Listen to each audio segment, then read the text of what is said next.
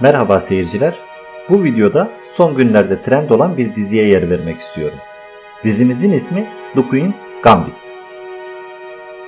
İlk olarak olay örgüsünden kısaca bahsedip izlememiş olanlar için spoiler vermeden dizi hakkındaki önemli bilgilerden bahsetmek istiyorum.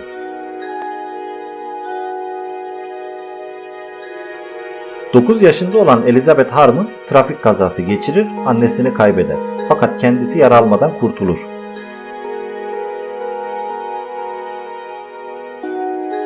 Babasıyla zaten görüşmediği için yetimhaneye yerleştirilir. Kendisine Bet olarak hitap edilmesini isteyen Elizabeth Harmon oldukça içine kapanık bir çocuk. Bir gün yetimhanede bodruma indiğinde hademe olan Mr. Shelby'nin bir şeyle oynadığını görür. Bet'in ilk dikkatini çeken şey satranç tahtası olur ve bu merakının üzerine gider. Bir süre hademeyi izleyerek, bir süre ondan yardım alarak, bir sürede kendi kafasında bir satranç tahtası oluşturup oynayarak bu eşsiz yeteneğini geliştirir.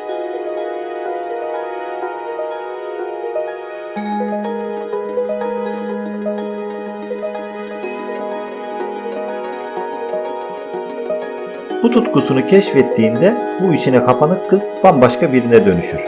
Peki nedir Bet'in tutkusu? Tabii ki satranç.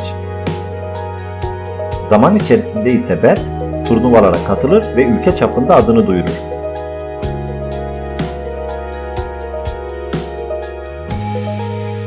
Nitekim tüm bu başarının altında hem trajik hem de dramatik olaylar yaşanır.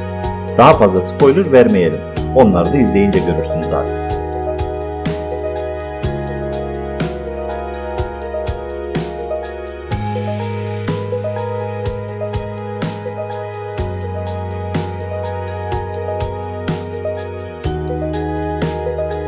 Ekim ayında vizyona giren The Queen's Gambit mini dizisi Netflix'te sessiz sedasız yayınlandı.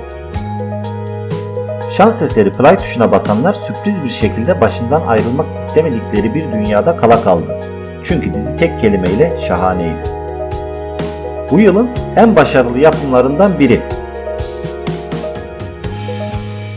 Dizi ilk sahnesinden itibaren izleyiciyi içerisine çekti ve yayınlandığı ilk günden itibaren büyük bir ilgi gördü. Hatta IMDb'de 21 basamak birden yükselerek en popüler dizi oldu. Türkiye'de de eleştirmenlerden ve izleyenlerden tam not almayı başardı.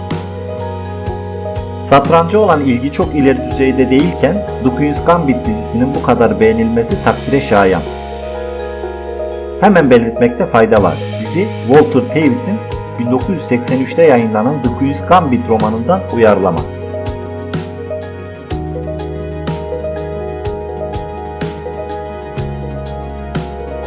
Diziyi birkaç kelime ile tanımla deseler, feminizm, satranç, uyuşturucu ve alkol derim.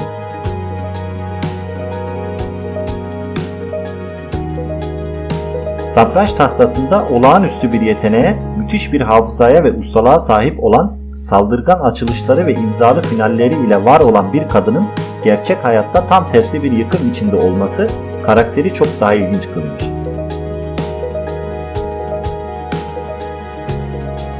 Bu tezat dahilik olarak okunabilir ama aynı zamanda satranç tahtası aslında onun için bir kaçış sahası.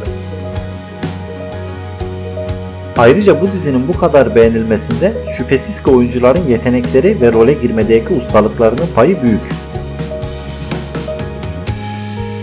Dizinin oyuncularına gelecek olursak, başrolde Split ve Mr. Glass filminden tanıdığımız henüz 24 yaşındaki genç ve başarılı oyuncu Anya Taylor-Joy rol alıyor.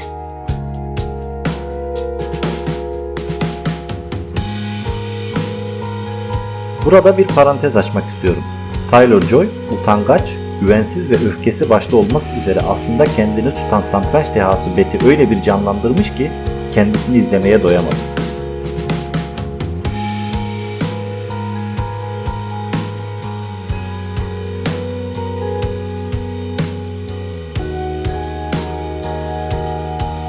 Satranç oynama şekli keskin ve sırf karşı tarafı ezip geçmek için sanki tasarlamışçasına bir konuşma şekli olan,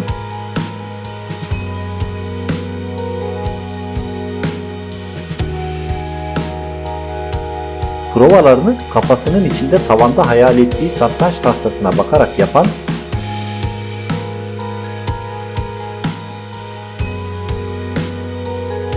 kazanmak için sonsuz kombinasyonları zihniyle hareket ettiren, kendini izole etmiş bir dahi kadın. Ve gerçekten rolünün hakkını verdiğini de söylemem gerek.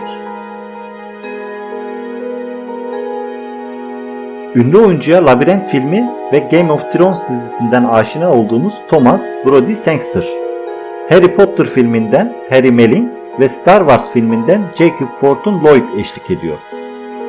Kısacası hem kadrosu hem çekimi hem de konusuyla kusursuz bir dizi.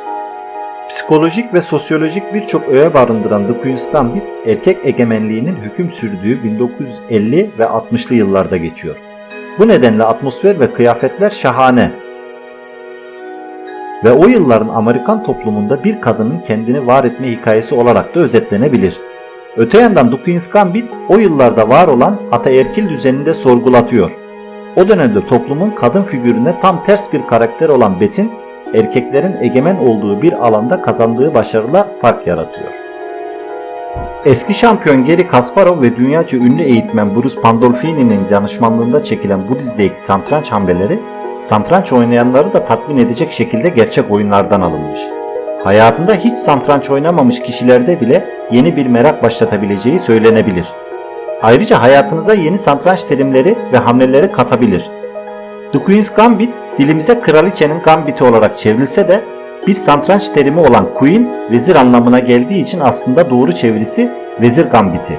Gambit ise satrançta avantaj kazanmak için bir oyuncunun bir veya birden fazla taşı feda etmesi anlamına gelen bir satranç terimidir.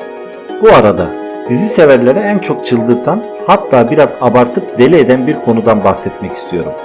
Hani genelde çok beğendiğimiz yapımların finalinin berbat olması durumu var ya, mesela The Lost ya da Game of Thrones dizilerindeki gibi.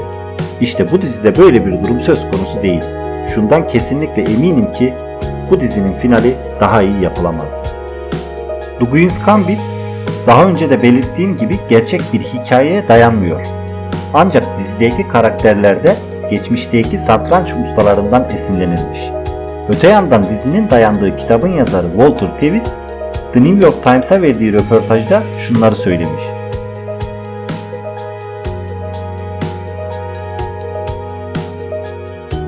"1980'lerde ilk olarak mahallemdeki kız kardeşime ve erkek arkadaşlarıma karşı satranç oynamaya başladım. Bir noktada C sınıfı bir oyuncu olarak derecelendirildim. İlk kazandığım ödül ise $250'dı.